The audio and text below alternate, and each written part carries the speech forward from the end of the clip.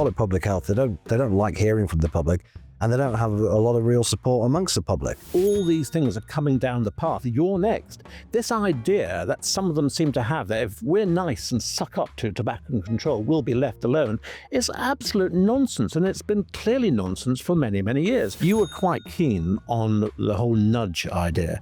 And I seem to remember, yes, you were. I just thought it was fairly benign. You changed your tune.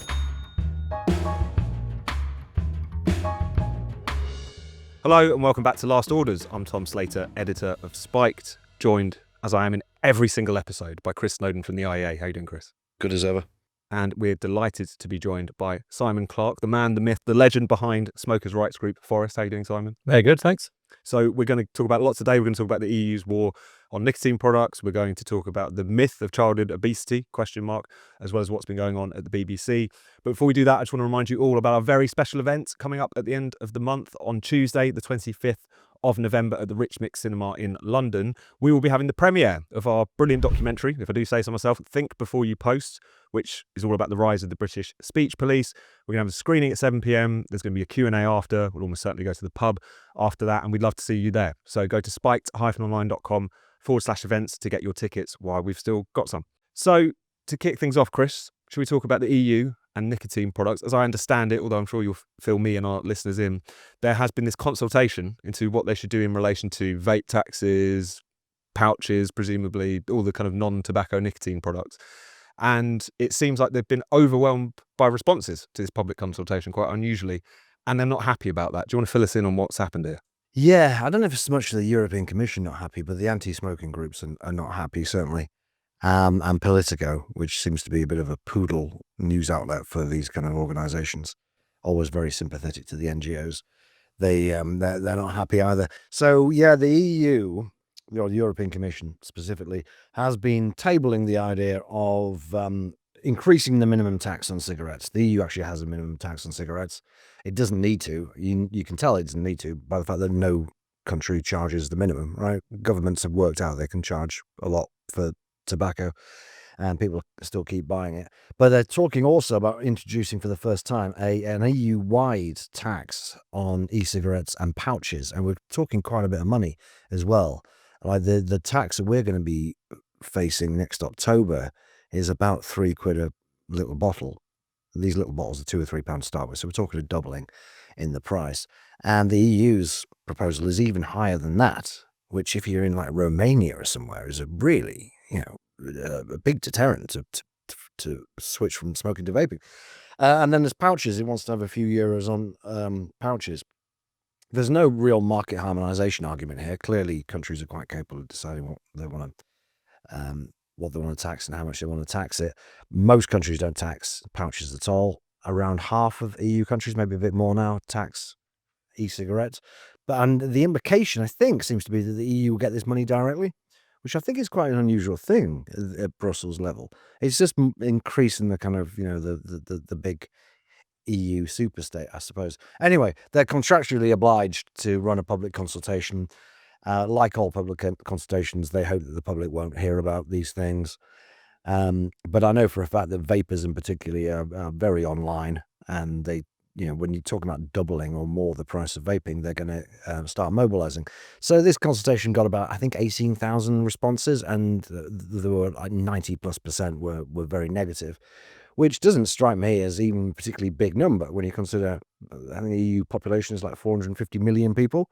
There's millions of vapers. A tiny, tiny proportion of them submitted a response to this consultation. But the Politico story was this is probably somehow a tobacco industry manufactured, or even just outright bots, I think, seemed to be the implication. There was no evidence for this whatsoever, but it's tobacco control. You don't really need to bother with evidence. Just say things with great confidence seems to be the usual system. So they're trying to denigrate and dismiss the results of the consultation because it's not gone their way. And these NGOs will say, well, look, there's only 90 responses came from the NGOs who were all in favour of taxing the hell out of these products. And it's like, well, why don't you get your supporters to respond to the consultation? And the simple reason why they didn't is they haven't actually got any supporters. This is the whole thing is basically fake. They call it public health. They don't like hearing from the public, and they don't have a lot of real support amongst the public. You can see why vapors and pouch users and smokers would get up and, it didn't take much really just to fill in an online consultation. But there's so few people who are committed nanny status that they're actually going to take a lot of time out of their day to do anything. Even if on paper they agree with these things, it's actually making that effort to do something. They haven't got any support. That's why they rely on Brussels funding and local, domestic government funding for these so-called NGOs, which is a misnomer anyway, because a lot of them are 100% funded by the government. How can they really be called non-governmental? And they're the AstroTurf organisations, really. I'm quite happy to believe that these 18,000 people were real. Mm-hmm. And what do you make of this, Simon? Is this kind of straight out of the tobacco control playbook? Yeah, absolutely. And I don't think they hide it, really. I mean, we've always had this issue when we've had consultations in this country. I remember going back to 2008, 2009, when there was a consultation about further tobacco control measures following the smoking ban. And there was a consultation that took place. Of course, they didn't advertise it, apart from within the public sector. So I seem to remember with that consultation in the UK, there may have been about 96,000 responses, and the overwhelming majority were from the public sector. And I think from our side of the fence, there were fewer than 10,000. So when it came round to plain packaging, there was a public consultation on plain packaging in 2012, I think it was. We were determined not to get beaten on numbers. And we did a big street petition in many cities, about 30 cities around the country. And at the end of that, in about 3-4 months, we came back with almost 250,000 signatures who were all opposed to plain packaging. And meanwhile, the industry was doing, I think Imperial Tobacco did their own petition, and they got about 150,000. In total, there were something like 460,000 responses opposed to plain packaging. We completely blew the tobacco control lobby out of the water. And they hated it. And it wasn't just them, it was the Department of Health went mad. I mean, they tried to discredit our petition and claim that a lot of our signatures were fake and so on. They just simply cannot stand it when we actually stand up to them and fight back. So a lot of these consultations are really, you have to take them with a pinch of salt, because, as I say, they're dominated by the public sector. I mean, for us to do a street petition, getting 250,000 signatures, it cost us an arm and a leg. It's not something we can do very often.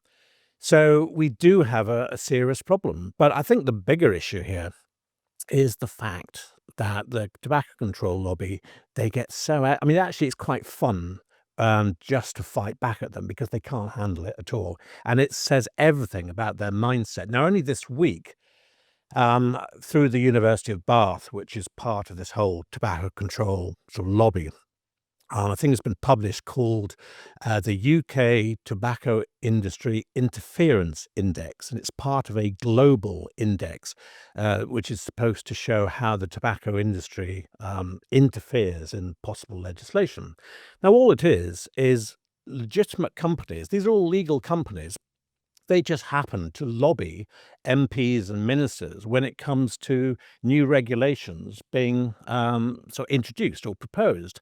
Now, the hilarious thing, from my point of view, about this index is that Forest is mentioned several times. I'm actually thrilled because it actually sort of justifies our existence. From my point of view, I would be really pissed off if they ignored us.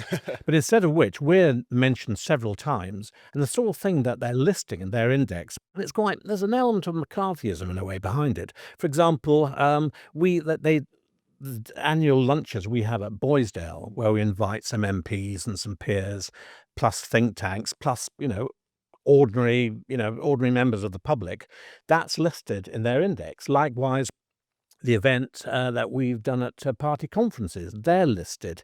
I mean, everything that we do that might involve a politician being attending it, they list in this rather McCarthyist way. So I just think it says a lot about them, far more about them than it does about us or the tobacco industry. And this index, I think I'm talking about the same one.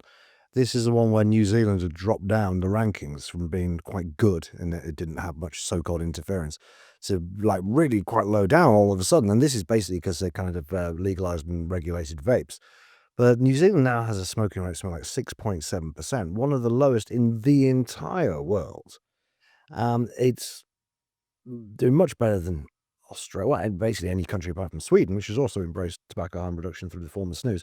But it's dropped down the ratings because your tobacco control score has nothing to do with how many people are smoking. It's all to do with process and regulations. Absolutely. And Simon, given the fact that at Forest you've been fighting a very important but sort of lonely fight on these fronts, if we're talking about the UK, just briefly because I want to move on, what do you think the next battle is going to be in relation to tobacco products, nicotine products more broadly, I suppose? Well, it's already moving on to vaping, and I have to say I've been a bit unimpressed with a lot of vaping advocates, including former smokers who are now vapers, because I don't think they've done enough to defend smokers' rights. And we always said to them, look, you need to defend smokers' rights. You need to oppose plain packaging. You need to oppose the ban on menthol cigarettes. You need to oppose the generational ban.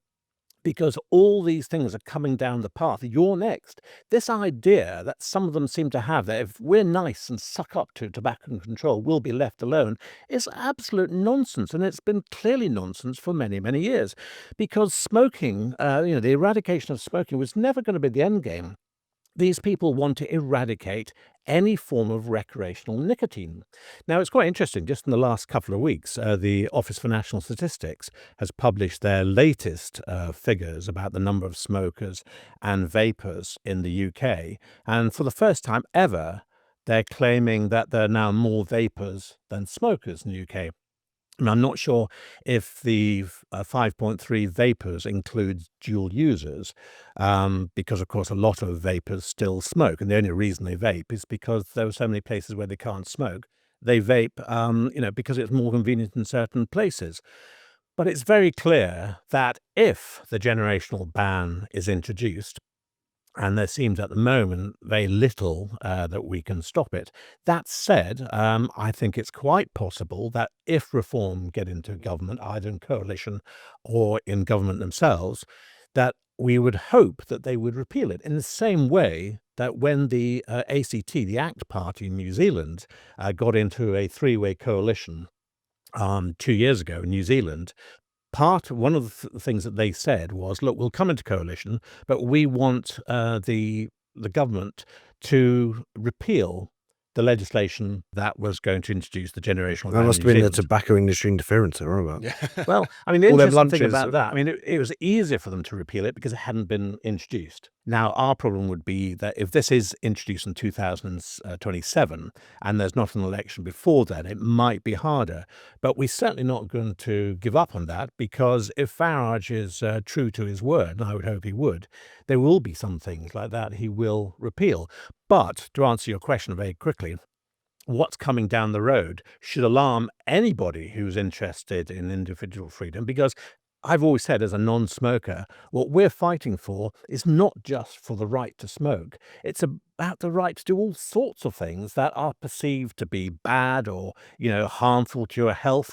We want freedom of the individual, and we want people to be given personal responsibility for their health rather than the government taking it all over. But vaping is going to be next. Now that we're being told there are more vapers than smokers, the Tobacco Control Lobby, who want to stamp out any use of recreational nicotine, they will start turning on nicotine much more quickly. We're even seeing ash already, they've been saying for some time, but they're very clearly saying, we want to push for more regulations on vaping. So that's the way it's going. It certainly seems like it. Chris, should we talk about fat kids? This is a recurring beat Or, of or yours. maybe not fat kids. Exactly. Where have they all gone? So this is a story that never goes away. The idea that there is a childhood obesity epidemic.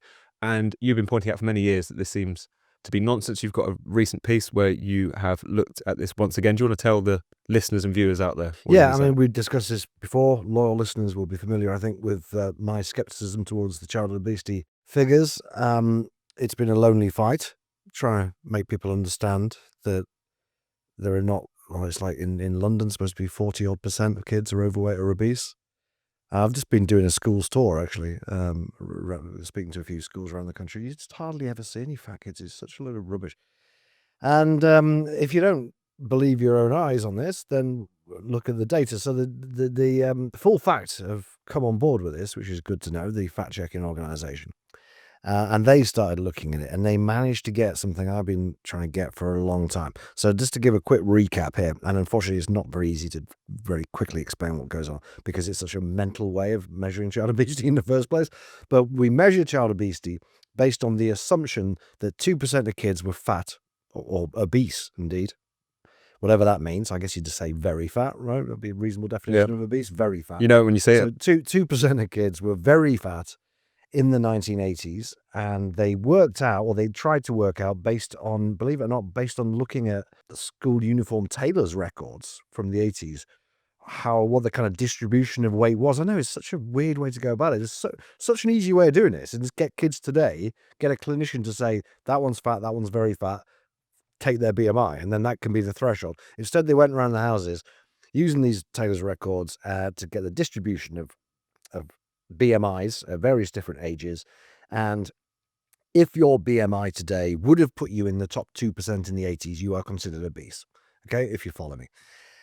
That's bad enough because that almost certainly creates a lot of false positives because there's basically no evidence that as many as 2% of kids were very fat. In the 1980s, it was almost certainly lower than that because only 1% of 18-year-olds were obese.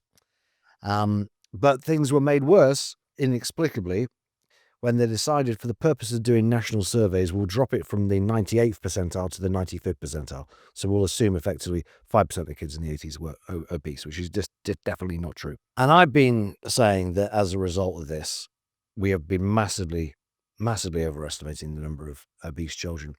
The line they always use when they're talking about some bloody anti-obesity measure is 20% of kids leave school primary school obese, and at least a third of them are overweight or obese. And as I say, just go to a school and have a look at the kids. It's obviously nowhere in the country is there anywhere near this. Anyway, full fact, managed to get the actual distribution by percentile. So you could see what the prevalence would be if we measured it properly, as the rest of the world does, to be fair, by just using that top 2%. And bottom line is last year at least, we were exaggerating the prevalence of child obesity amongst 4 to 5-year-olds by about, I think it was 55%. And we're exaggerating the prevalence of obesity amongst 10 to 11-year-olds, those kids leaving primary school, by I think it was 77%. It's a massive overestimation. And bearing in mind that even using that 2% figure exaggerates it. That on the back of this 2% figure, if your kid falls into that bracket, you will get a letter from school saying your child is on the brink of obesity or is obese or whatever it is. And as I've probably said before in a pod, you can go on Google and type in the relevant keywords to try and find sad-looking parents holding their clearly skinny child and pointing sadly at a letter. They're all over the regional press. Every year, thousands of people who have perfectly healthy kids are told that they're fat because they're using this measure. But that is still a much better measure than the one that we use to estimate the national rate. It's wrong. Full Facts have written a very, very thorough, very good article explaining all this. Somebody really should act because apart from anything else, it makes our data completely incomparable with the rest of the world. But there's no one in public health wants to act because they like having this, hysterical lie out there. No, absolutely. And what do you make of this, Simon? Why do people think this is any of the government or the schools' business, really? Is it just because people like to tell other people what to do, and they also really like to tell other people how to raise their kids, I suppose? But is that really what's at the bottom of this? Well, I'm very pleased, Tom, that you've asked me about this because about 5 years ago, I was diagnosed as morbidly obese. Well done. And I take the full responsibility for it. The thing was, I wasn't fat until I was about 30. And I certainly wasn't, I was never slim, but I wasn't fat as a child. The reason, quite simply, I'm fat now is because I have no self-discipline. Well, the reality is I take no exercise. I loathe exercise. I'll take the dog for a walk, but that's about it. I eat too much. I often eat 2 portions that are meant for 2 people. Which obviously I shouldn't. You don't smoke? I don't So smoke, you don't exactly. get the benefits of that. I put double cream in my coffee. There's lots of things I do. Oh, well, I love it. And, at my age, what the hell? We've all got to die of something. But the point is, Chris is right, that as children, generally speaking, there were very few children who are obese or even just fat. I mean, I saw this with my own children. They're now grown up. But I remember thinking about this, when I used to go to all these events at school. And I mean, you'd struggle to even find chubby children. There might be a few, but it certainly wasn't an epidemic. Now, I will say, and I spoke to my wife about this last night because she works in education, and she says there are more fat children than there were 20 Oh, it's years ago. gone up. But There's no doubt It's there is a definitely gone up. trend and it's going in that direction. But the issue is, what do we do about it? Because coming back to your point, I certainly don't want the government getting involved in how people bring up their own children. And also, once you're an adult, it's your responsibility. So we've got to be very careful here that the government doesn't start to intervene the way it's intervened with smoking. And unfortunately, I think that's the direction of travel because, Well, clearly, it already has. yeah. And I mean, we've seen it with the sugar tax, haven't we? Yeah, That's, which advertising hasn't worked. ban. Yeah. Same stuff. And Tobacco this is the playbook. problem, that if we go in that direction, which clearly we are, then where is government going to stop? And as I say, when it comes to children, it's clear that children need to get exercise, but the responsibility for that is with the parents. Because if you think of school, I'm thinking specifically of primary schools here. I mean, children are only in school something like 285 days a year. And the rest of the time, they're at home. They're in the charge of their parents. They're only at school 6 hours a day. And each week, they only get about 2 hours, I think, of PE. So you can't expect the responsibility to be on the school to make sure those children don't get overweight. The parents have got to take the responsibility here. But unfortunately, as we've seen with smoking and we've seen with a lot of other things over the years, politicians have got a taste for interfering. And rather than just educating us, they now want to actually regulate. And what is next in this area, Chris? Because there's often a lot of discussion around, obviously, advertising bans, constant din about maybe we should ban various fast food outlets from the vicinity of certain schools. What's next? Plain packaging for chicken shop boxes. Well, we know what's immediately next. The advertising ban's already come in. Don't know if you've noticed. I haven't really, but who actually watches terrestrial television anymore? The advertising ban has come in as of October. We've got the ban on having unhealthy food, so-called, at the entrance and checkout of shops. So it's now just vodka, mostly, I've noticed. You seen that? Tesco's are going? A lot of spirits promotions now. You noticed that sort of thing, do you? Well, yeah, it's more interesting to me than the chocolates, to be honest. Grab a unintended couple consequences. of- First thing in the basket as you go in. It used to be fruit. Now it's just vodka and whiskey. But can I say, I remember it's not that long ago, certainly within the last 10 years, Chris, where you were quite keen on the whole nudge idea. And I No, I seem to wasn't. remember, yes, I you wasn't. were. I No, just you- thought it you- was fairly you benign. changed your No, tune. no, I just And said I remember well, you when we talked about this idea that if you go into a shop, if things are at eye level, then the unhealthy things can be put on a lower shelf, but things that are healthy are at eye level. And I seem to remember you didn't think that was a bad idea. But the problem is, why should government dictate to shops? It's up to shops to decide based on market forces, based on customer demand. It's up to them where they choose to place their products, whether they're healthy or unhealthy. And I don't think nudge works because, again, as I argued at the time, it never stops. If nudge doesn't work within 2 or 3 years, then governments always end up regulating. yeah, that's why people in public health don't talk about nudge anymore. There's a brief period after the book came out when they say, "Oh, nudge sounds exciting." And then some of them actually read the book and realized it was much more libertarian than it was paternalism. I need to defend myself here. I was never a big proponent of nudge at all. I just disagreed with the people who thought it was really sinister and manipulative. Most of them I had not read the book either. I just thought it was kind of fatuous, really. I just didn't think there were many ideas in it that governments were likely to introduce that make any difference. I don't personally, think that moving things on a shelf is a great infringement of liberty. I agree that the slippery slope is not going to work until they do something else, of course.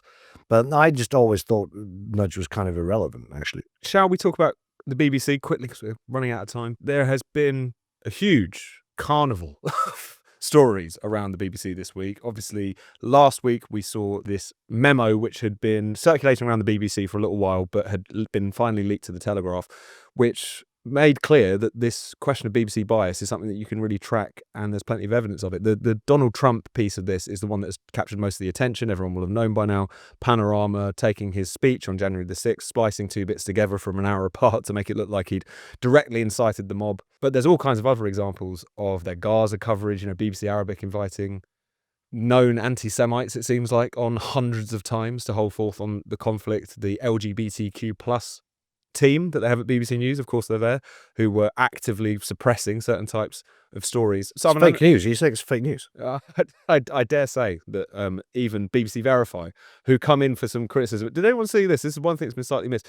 In that memo, there's an example that BBC Verify's first major investigation, which was into claims of racist car insurance, so the idea if you're in an area of more ethnic minorities, they pay a particular premium, had to be taken down. Not just corrected, but actually removed. Because their most recent one got taken down as well. I'd missed that one. That's absolutely fantastic. So the misinformation unit at the BBC also got done for misinformation. Simon, I know that in a previous life you were involved in tracking this issue of BBC bias. Do you want to tell us a bit about that before we get into the news? Well, it's interesting when people think that BBC bias is a relatively recent phenomenon. It absolutely isn't. And back in the 80s, I was recruited to do some research for something called the Media Monitoring Unit. This was back in 1985. And the people behind it, the founders, were at the time a Conservative parliamentary candidate who went on to become an MP several years later, and also a former Labour cabinet minister. So it was cross-party. And the thinking behind it was that in the 80s, the BBC was very biased against the Thatcher government. And there were certain senior executives within the BBC who were thought to regard the BBC as the unofficial opposition. Now, this was partly because Labour at the time were very weak, particularly after the 1983 election, which was a landslide for Thatcher, and that was obviously what was called the longest suicide note in history, Michael Foot's manifesto. So Labour was seen to be very weak at the time, and there were some people within the BBC who were perceived to regard the BBC as the unofficial opposition. Dennis Thatcher called it the British Bolshevik Corporation. Indeed. So it was felt there had to be something done that involved systematic review of current affairs programs. We didn't have the money to monitor the news programs. The real problem were the current affairs programs. Now, it's a different time. Today, who gives a toss about current affairs programs on TV? Generally speaking, you do. Hopefully, you're audible. So. Well, current affairs, generally speaking, then it's not the heyday of current affairs programs. If they're on at all, they're often late at night. They used to be prime time. Panorama, World in Action, and ITV. These were on at prime time, 8 o'clock, 8:30. So they had, and of course there were only 4 channels at the time. So they had enormous influence. Well, that's how it was perceived. So basically, over several years, I was busy monitoring, watching all these programs, hundreds and hundreds of hours of programs. It was the most tedious thing I've ever done in my life. But the joy was when we published our reports, everybody went absolutely apeshit. Of course, the press loved it because we were attacking the broadcast media.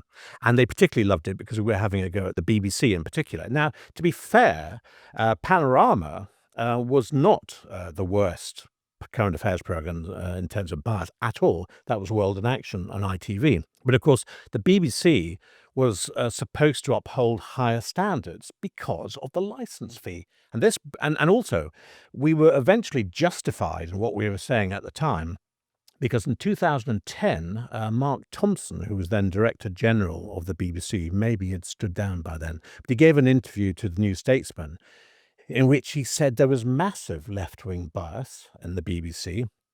And he also said that at the time, the BBC were mystified by Thatcherism. So if they were mystified, why didn't they make an attempt to understand it and speak to people, speak to Thatcherites? What were your criteria for bias when you're sitting there ticking things off in your spreadsheet or whatever? To be honest, it wasn't rocket science. It wasn't scientific. It was basically, we were looking for balance, but not balance in an individual program, because under the BBC Charter at the time, there didn't have to be balance within an individual program. There had to be balance across a series. So you might have a series of 20 Panorama programs. And the idea was that over those 20 programs, you might have 6 that were biased against right-wing targets, 6 that were biased against left-wing targets, the rest would be sort of non-political, perhaps. And what we found was that the overwhelming majority were biased against right-wing targets. And they might throw into a series one program which was attacking something on the left. And they'd say, oh, no, this shows. We used to call it the fig leaf syndrome. They would come up with one program where they were biased against the left, forgetting that the vast majority of their other programs had been attacking right-wing targets. Now, all we wanted, just as we want now, is a bit of balance and fairness. So if you're going to do a program about a contentious issue, have spokesmen from both sides of that debate. And of course, it's often not as simple as just two sides. Sometimes there are 3 or 4 sides to a debate, but have representatives of all the different opinions and let the viewer make up their mind. Instead of what was happening, there was clear editorializing. Now, at the time, I don't remember that happening in news programs. It was beginning to creep into the Today program on Radio 4. And one of the last projects we did, actually, we were commissioned by the Daily Express to do a bit of research into the Today program. And it was only over a 2-week period. The BBC absolutely hated it. The idea we'd criticise the Today program. And yet when you look at it now and when you see some of the things that were happening this last week, they are so biased. And it's the fact that they're deluded if they think there's not a problem. But they are genuinely... I mean, with the Trump thing on Panorama, I actually don't think that's a conspiracy. I think that's a cock-up that they just didn't sort of spot. Because I don't believe they would have done something so deliberately crass as they did. Because as you mentioned, Tom, there have been lots of other issues, the trans issue. There have been several things where they've shown sort of innate bias because they've favoured one side over the other. And that's all we're asking. Now, up until now, I've generally speaking been in favour of the BBC. I grew up in a BBC household. In the days before remote controls, you sat down for the evening and you watched out of the BBC or ITV because you couldn't be asked getting up and turning the dial on the TV to turn it over. The start of the obesity was... Yeah, exactly. Good point. And we were a BBC family, and I've always loved being able to watch TV without adverts. I can't stand watching sport with constant ad breaks. So I would pay happily for the license fee, at least up until recently I would. I won't now, because I think we've gone too far. I think the BBC has broken the BBC Charter too many times. I'm concerned that politicians always pull back. They always threaten to remove the license fee, but they never actually do it, either Labour or Conservative. And I suspect because we've got a Labour government, although I don't think it would be any different on the Tory government, I think they'll pull back because they have this idea, oh no, the BBC is an institution. But I'm afraid it's let us down too often. It needs to go to being a subscription service. I would split news off from entertainment and let people choose to pay for a subscription either for news or for entertainment or both. Absolutely. What do you think, Chris? Is the future of the BBC actually in question now? Because as Simon says, this is a pretty big crisis for them. I can't remember one on this scale, but at the same time, it always just limps on.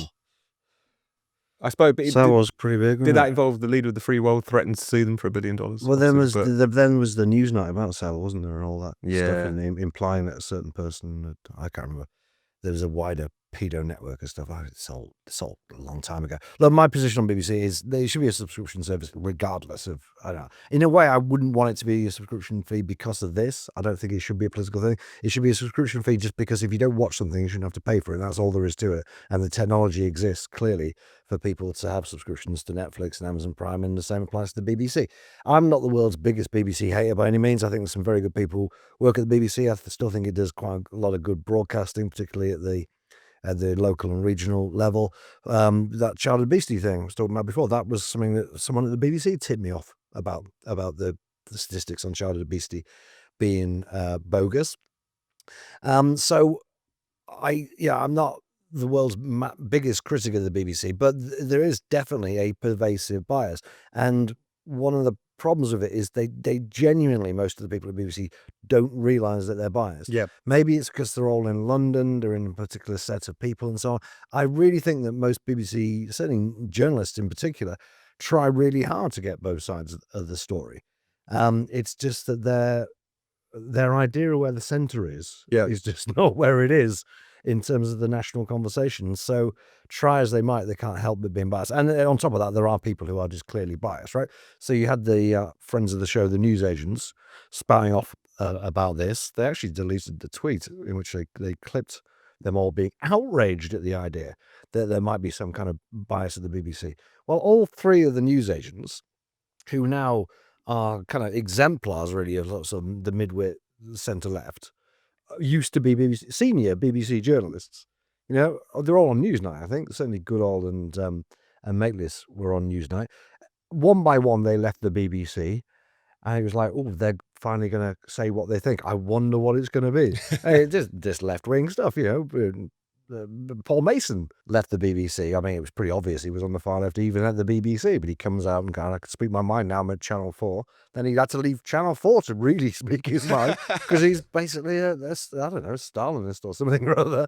Trotskyist at the He's very very in least. favour of Keir Starmer these days, which is very odd. But And- anyway, he's been on many Yeah. journeys. So. And people on the left will say, I mean, the great fallacy about this is the BBC itself will say, well, we get criticised from all sides, therefore we must be in the middle. It's not true. They get criticised by millions and millions of people who are sort of on the right and indeed on the centre for being too left-wing. And even people on the left, quite a lot of people on the left go, the BBC is quite left-wing. Right? And then And they you can get see it in terms of criticised- who's defending it against Yeah, these exactly. attacks. You know, Exactly. it's It's obvious. the news agents Yeah. defending it. But the criticism they get from the left, particularly the far left, is they're not left-wing enough. Yeah. The only criticism they get about being right-wing is from a handful of loony far-left people who think they're like Zach Polanski is a sensible voice of Middle England. Right? You can always find people who are going to criticise someone from a particular perspective, but the weight of evidence is, like you say, who's been defending them in the last I mean, I week, don't is it? think it matters as much as it did several decades ago when I say there were only 4 channels and people got their news from the BBC or ITV, because these days there's such a multiplicity of channels. Plus also, I think I mean, I can only speak for myself, but I don't think I'm alone. I haven't watched the news unless it affects me directly or there's a work interest. I haven't watched the news closely for years. Yeah. Because I just can't be bothered with it anymore. And because I know at the back of my mind that what I'm getting with a lot of correspondence on BBC News is opinion and analysis rather than just simply news. And it was so thinly veiled as well. I mean, like Lewis Goodall was a great example of this. He'd be like, some people would say that this is a really outrageous example of. But also, I mean, the whole BBC government doing Verify X, Y, thing, Z. I mean, Well, that that's just become an embarrassment. It isn't is an embarrassment. That should be scrapped immediately because when they set that thing up, BBC Verify, the first thing I'm thinking is, well, don't you verify all your other stories? Right. Surely that's what a journalist does. You verify things. Yeah, So yeah. why are you having a special department to do this? I mean, I can't stand And it. it keep, Listen to More or Less if you want a proper version of BBC Verify. It's probably Exactly. the best thing that the BBC does. Now you mention this, I'm not watching the news. You know, I said I'm not a great BBC hater. It's really because I just don't really watch it. Every now and again, I will put the 6 o'clock news on and I'm appalled. Both how dumbed down it is and also just how essentially left-wing it is. You know, and I don't watch Question Time because it's far too annoying, but I'm sure there'd be similar crack there.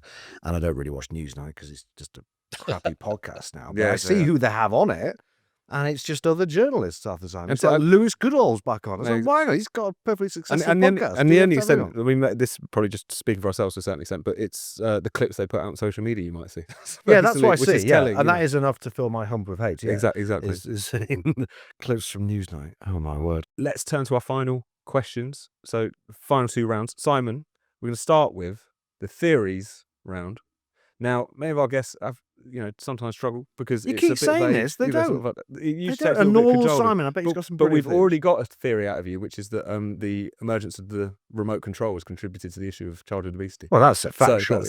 that's Well, obviously I there, have but to say, I have you got did any more? struggle when you asked me this. Thank you. But, and don't take this personally, but my theory is that podcasting is partly responsible for the obesity crisis in this country. And the reason I think it's partly responsible is because so many people these days are listening to podcasts. They're sitting at home, their fat asses on their sofas or on public transport. They're not the ones who are sort of running around the streets with their headphones on, because those people, generally speaking, are listening to music to give them the How beats do you they know? need. I speak to a lot of people who run long distances, Christopher.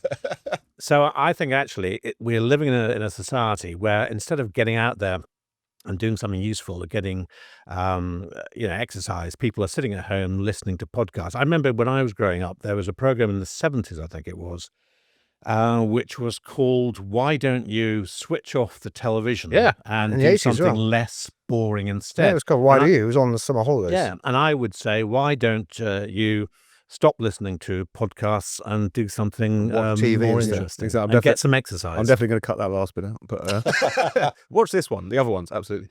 And then very finally, Simon, because we are a very libertarian anti-ban podcast, if you had to have one ban, if you were that dictator for the day, what would it be? You are a dictator. Well, I was going to say something I really do want to ban, which is loud music, because I've lived in my current house for 25 years. It's not the perfect house. It's not the perfect location, but we've got quiet neighbors. And I'm very fearful of moving somewhere where I've got noisy neighbors. I've Or had them noisy- dying. They could die. and you Indeed. could- I've had some noisy neighbors in the neighbours from hell. past, particularly living in flats. And I do not want to go back to that. But that would be an easy thing. And again, just tying in with what I said about my theory, I'm really sorry to say this, but I would actually like to ban podcasts simply because I just think, no, this podcast, Last Orders, is an exception, and there's a handful of exceptions, but I would like to ban 90% of podcasts. I think the vast majority are terrible. They go on for far too long. This is fine because it's 30 minutes. No podcast should be more than 30 minutes. My favorite podcast was Tim Rice's podcast about musicals, which I don't particularly like, but it was only 20 minutes. So I could stomach it for 20 minutes. Did you listen to? But honestly, Hang on, you hate podcasts and you're not interested in musicals. I gave but it. you listen to the You, podcast. you don't smoke, but you've been defending. I this gave is a podcasts- recurring theme. I gave you know. podcasts a shot, but there were too many people who just simply like the sound of their own voice. They drone on. Some go on for 2 hours, for heaven's sake. What are they? What do they? I haven't got Joe time in Rogan, the day for 4 this. So I'm sorry. I would ban 90% of podcasts. Certainly the newsagents, and the rest is politics. I think we can all agree on that. We could settle for that. Ban podcast apart from this one, and we'll see you in 2 weeks. I hope you enjoyed this episode of Last Orders. If you're watching this on YouTube, make sure you subscribe and click the bell so you never miss another spiked video. If you're listening to this on your podcast app, make sure you subscribe there and give us a glowing 5-star review. And if you'd like to get in touch with your questions or ban suggestions, email us at lastorders@spiked-online.com.